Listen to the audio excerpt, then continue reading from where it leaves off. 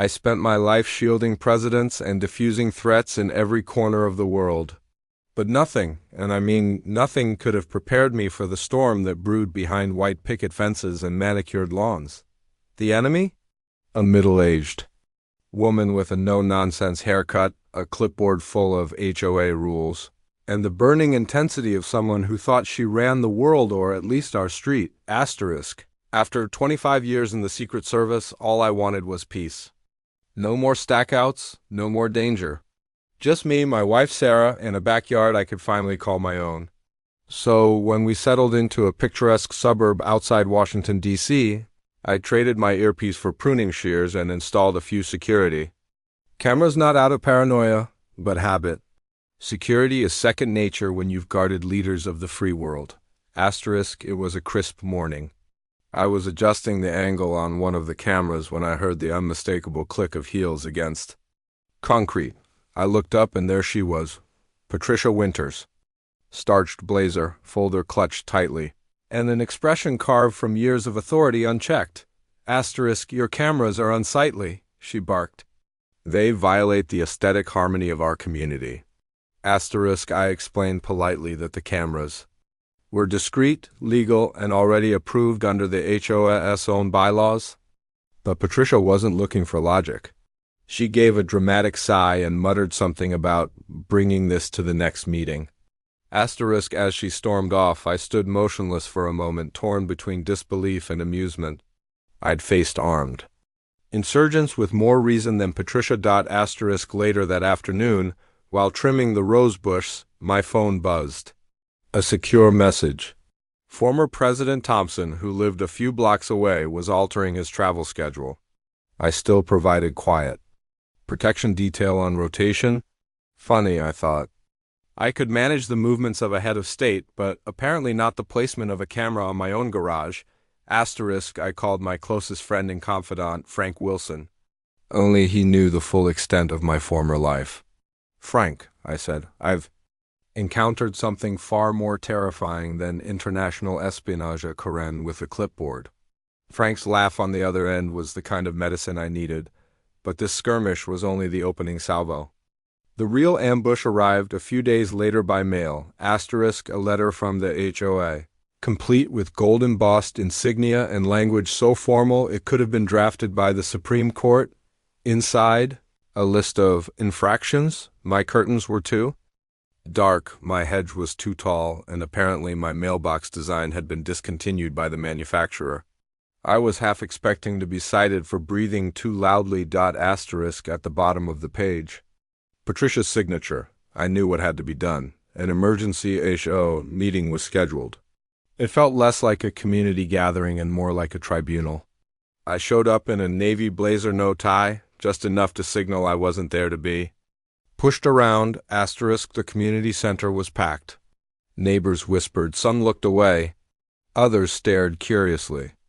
And then Patricia took center stage. Asterisk. Michael Reynolds. She declared with courtroom flair, "You have repeatedly violated community standards and threatened the moral cohesion of our neighborhood."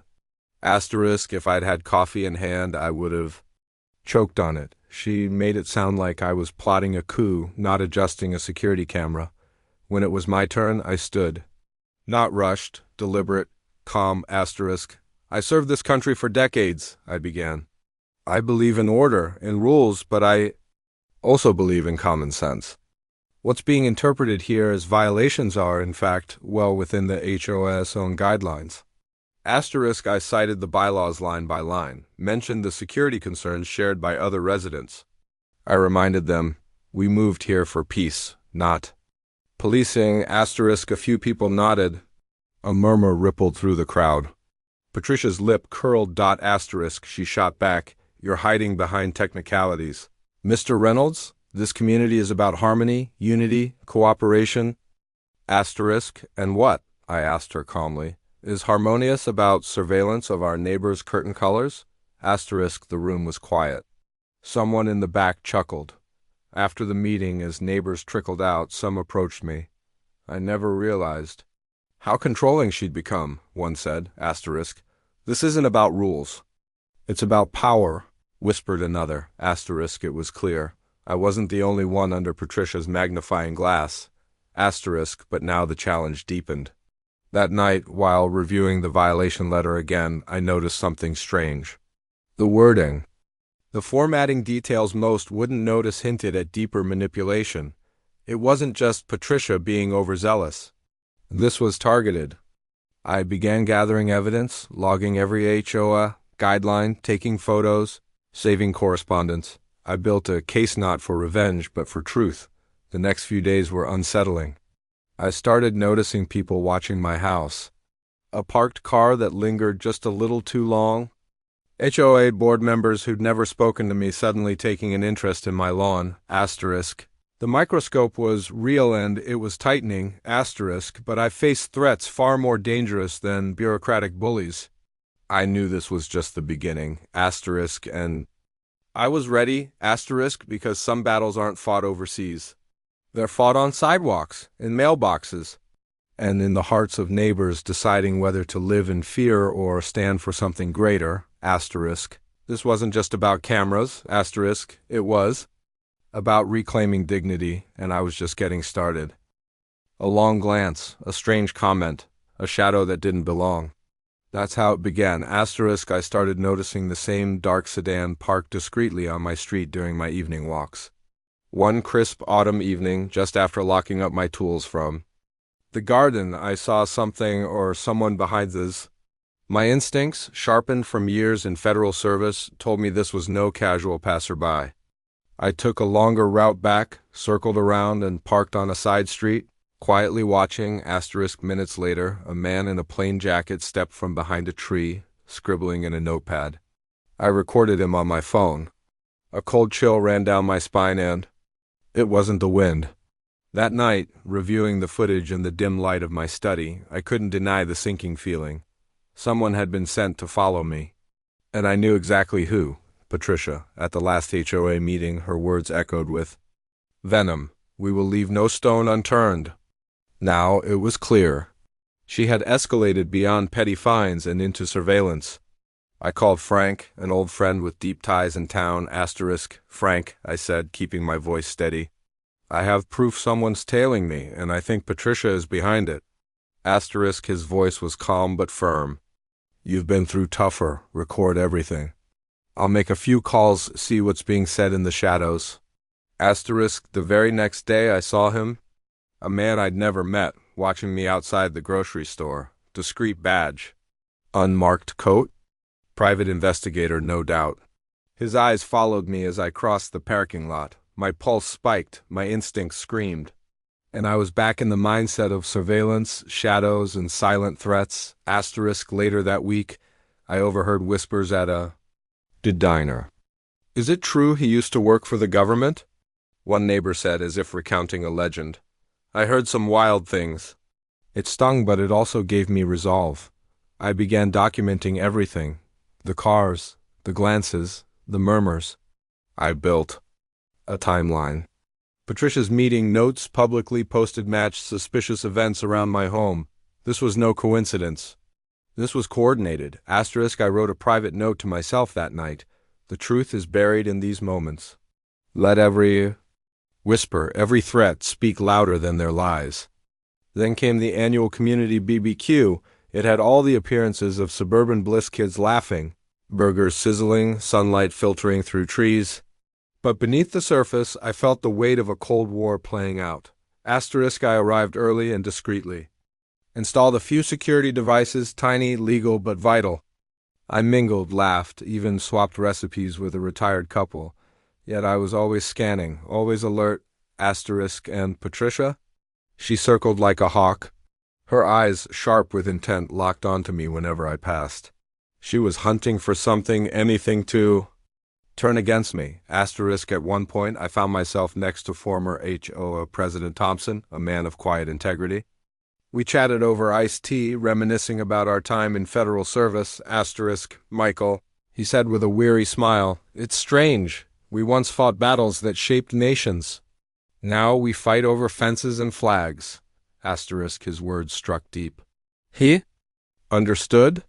The battlefield had changed, but the stakes still felt high. Asterisk. Then it happened. Asterisk, just as the sun began to dip, I spotted a man-stranger, coat evasive, slipping around the edge of the park. I didn't hesitate. My training kicked in. I signaled Frank discreetly and moved. Asterisk, within moments, I intercepted him behind the bush. He struggled, but I subdued him just as the crowd turned their heads. A collective hush fell over the event. Asterisk, and of course Patricia recorded the whole thing on her phone, a smirk barely hidden behind her screen. She wanted to twist this moment into her narrative, but something shifted. The police arrived. The man was taken into custody. And the neighbors, they weren't so quick to judge anymore. Conversations grew more serious. Doubts surfaced. Asterisk, back. At Thompson's side, we spoke quietly. Asterisk, this isn't just about you, he said. It's about truth, about protecting what's right. Asterisk, as the event wound down and string lights glowed over worn-out picnic tables, I noticed people looking at me differently. Not with fear, but with something closer to respect. But the real fight had only just begun. The very next morning, as frost still clung to the rooftops, I was woken by sharp knocking. At the door stood a crowd of neighbors, some anxious, some angry, others just confused, holding printed notices. Patricia had struck. Her letter was pure venom. It accused me of being a spy, of using my background to infiltrate the community, to surveil others. It demanded I remove all security from my property immediately. Asterisk, but this wasn't just about me anymore. Asterisk, it was a full-on declaration of war against the truth, and this community was finally waking up. It was no longer about mailbox placement or the length of my hedges. This wasn't about HOA violations. It was about identity, about what kind of community we were becoming under Patricia's iron grip. Asterisk, inside the sterile meeting hall, with its flickering fluorescent lights and uneasy silence, Patricia stood at the podium as if she were presiding over a criminal trial. "Michael Reynolds," she began, with her chin lifted and her voice sharpened like a blade. "Your behavior is not just disruptive, it's a danger to the moral fabric of our neighborhood." Asterisk, she recited a long list of manufactured offenses, twisting minor details into accusations, surveillance paranoia, disorderly conduct, intimidation. I sat still, letting her voice echo and rattle the room. Each word felt like a public slap against the quiet reputation I had earned over decades in federal service, but I didn't flinch when it was my turn. I rose deliberately and walked to the front, meeting each set of eyes that dared to look. "My way, I have always acted with transparency and honor," I began. My voice was calm, not weak, but resolute. I referenced specific HOA bylaws that protected my right to install surveillance and maintain my property. I pointed out that nothing in our guidelines demanded I explain every chapter of my past. Asterisk, a ripple ran through the room. Some nodded in agreement. Others shifted in their seats, uncertain, caught between Patricia's poisonous narrative and the facts I laid bare. Asterisk, after the meeting, I sought counsel with David Miller, our community's attorney. "These accusations are baseless," he assured me, anger simmering beneath his professional tone. "There's no legal ground for what she's demanding. She's weaponizing fear." Asterisk, driving home, I mulled over every word, every stare. Every rumor I had heard at the diner, on my walks, or behind closed doors. I knew now that Patricia had been in contact with the local media, feeding them a twisted story of a rogue agent hiding behind security cameras. Asterisk, that night, I barely slept. Instead, I constructed a detailed memo, a war plan, really cataloging every violation, every harassment, every lie. I laid out the timestamps, the names, the angles of the security camera footage. I knew this wasn't just about clearing my name anymore. It was about fighting for the integrity of every resident silently suffering under Patricia's rule. Asterisk, in that moment, I realized something. She had declared war. Now it was time for me to lead the resistance. Asterisk, over the next several days, the campaign against me intensified. Every morning, like clockwork, a new violation notice would be taped to my door. One for my mailbox being off-axis, another for a garden stone too reflective, even one for my door hanging at a disruptive angle. Asterisk, each piece of paper was more absurd than the last. But I knew better. This wasn't enforcement. This was psychological warfare. Asterisk, I reinforced my home security system and mapped out every instance of abuse. Each violation was photographed, logged, and filed.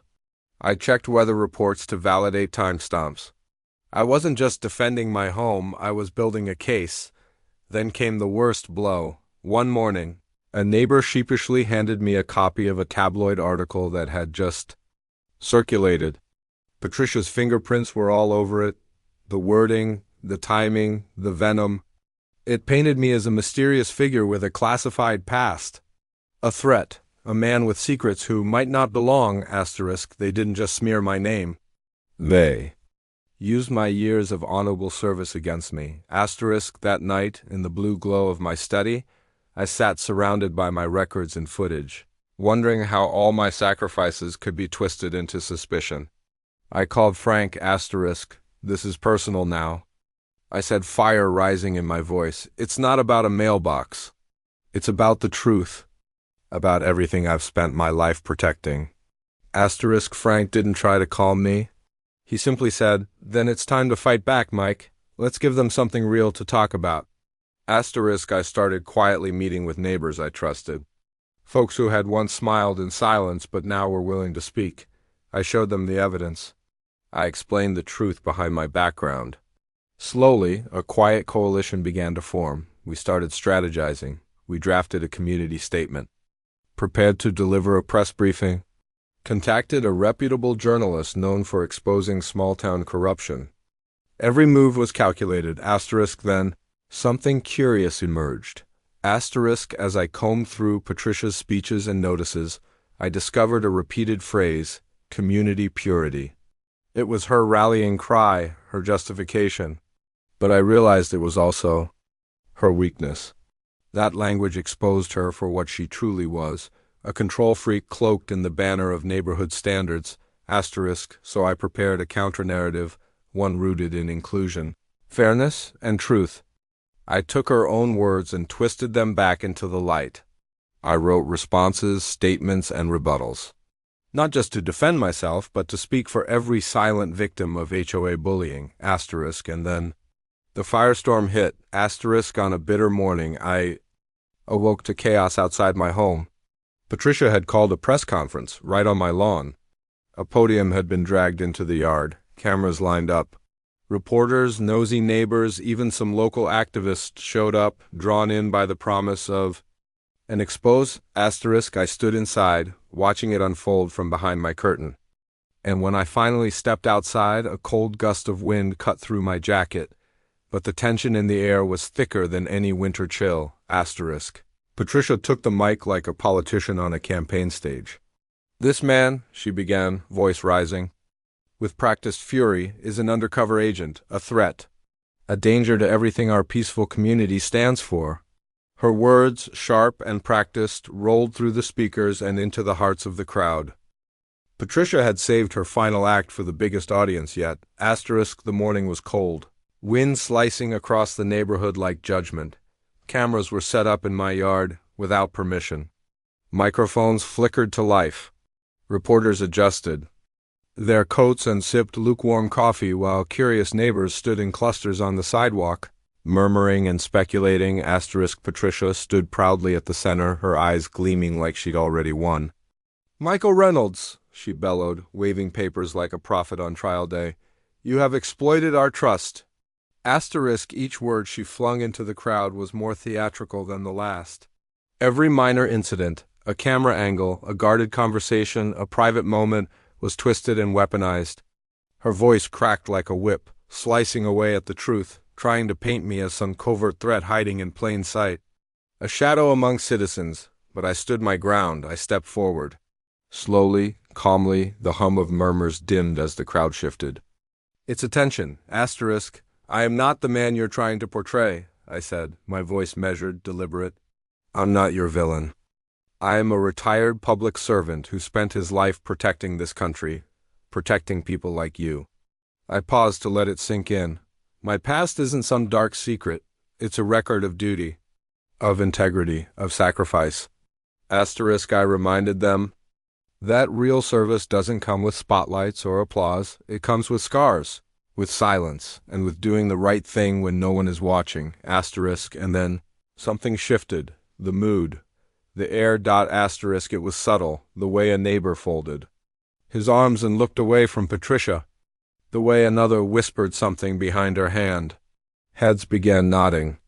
Doubts were surfacing, asterisk, but then, amid the crowd, I saw someone, asterisk, a man moving unnaturally, not a neighbor, not a reporter, no clipboard, no press badge, just a stiff gait and eyes that darted like a predator scanning prey.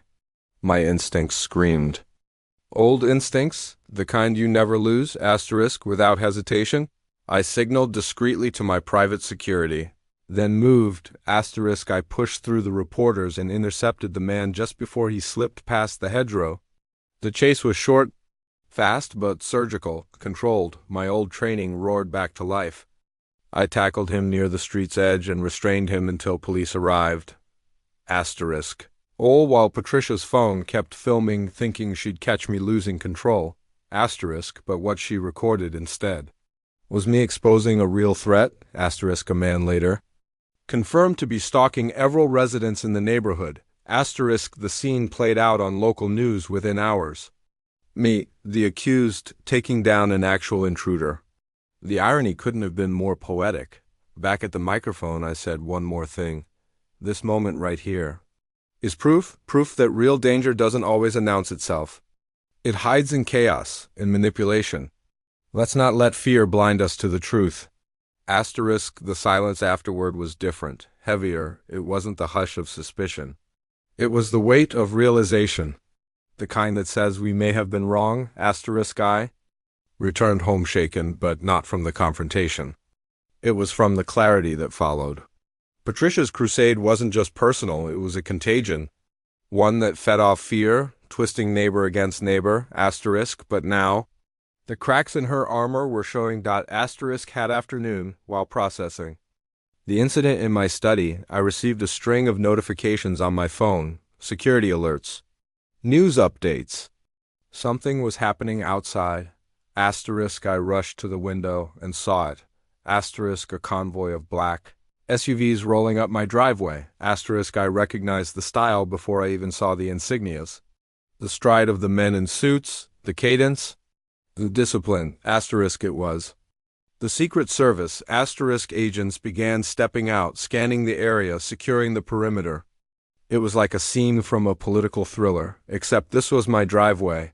Asterisk, leading them was a senior agent, one I knew. We locked eyes. His nod said everything. Asterisk, he turned to the reporter still lingering at the end of the block and declared, Michael Reynolds is a decorated former agent. He was responsible for the personal protection of President Thompson for over a decade. His integrity is not in question. His presence here is a reassurance to this community. The silence that followed was deafening. Some neighbors gasped. Some began clapping. Others just stood still, processing the bombshell that had just dropped. Asterisk, Patricia? She was nowhere to be seen. The tide had turned. That moment rewrote the narrative. Gone was the suspicion. Now there was awe. Now there was gratitude. Asterisk, reporters captured a new image, not of a man under fire, but of a protector quietly guarding his neighborhood from behind the scenes. And now the truth wasn't just mine to tell. It had official backing. Asterisk, neighbors who once crossed the street to avoid me now approached with softened eyes. Asterisk, thank you for your service, one woman whispered. Asterisk, I didn't know, said another. We're lucky you're here. But I knew this wasn't over. Later that evening, I invited the senior agents inside for a private meeting. We laid out everything. Patricia's notices, the recordings, the coordinated press leaks. It wasn't just harassment, it was systemic abuse of power. Asterisk, one of the agents looked over the documents and said, Sir, we've dealt with complex corruption before, but seeing this in a residential HOA setting, this is unprecedented. We'll escalate this. Asterisk, it hit me then. This wasn't just about my home. It was about every home in the neighborhood. About every voice Patricia had tried to silence. About restoring dignity to a place that had forgotten it. Asterisk, I gave the Agents' copies of all my evidence, names, dates, even the footage from that morning. They promised to coordinate with local and federal authorities. That Patricia's abuses would be investigated, not just internally, but publicly, and I believed them. The rest of the night unfolded like a strange dream. Agents securing exit points. Residents standing at their doors in silence. A kind of reverence hung in the air, one part shock, one part redemption. Asterisk, as I stood on my porch watching the SUVs slowly back out, I felt something I hadn't felt in a long time, validation. The kind that doesn't come from applause. The kind that comes from standing firm when no one believed you. And proving them all wrong, asterisk, and yet, as the last agent nodded farewell, I also felt a weight settle on my shoulders, asterisk, because this was only the beginning. Asterisk, Patricia wasn't just a bad neighbor, she was a symptom. A warning sign of what happens when power goes unchecked in the smallest corners of our lives, asterisk, so I went back into my study. Opened the folder labeled Phase 2, began cataloging the next steps. Prepared official letters to the city council, set meetings with media contacts. I knew now I had allies both on my street and in Washington. This wasn't just a battle over HOA bylaws anymore. This was war for the soul of our community, and I wasn't backing down, not now, not ever.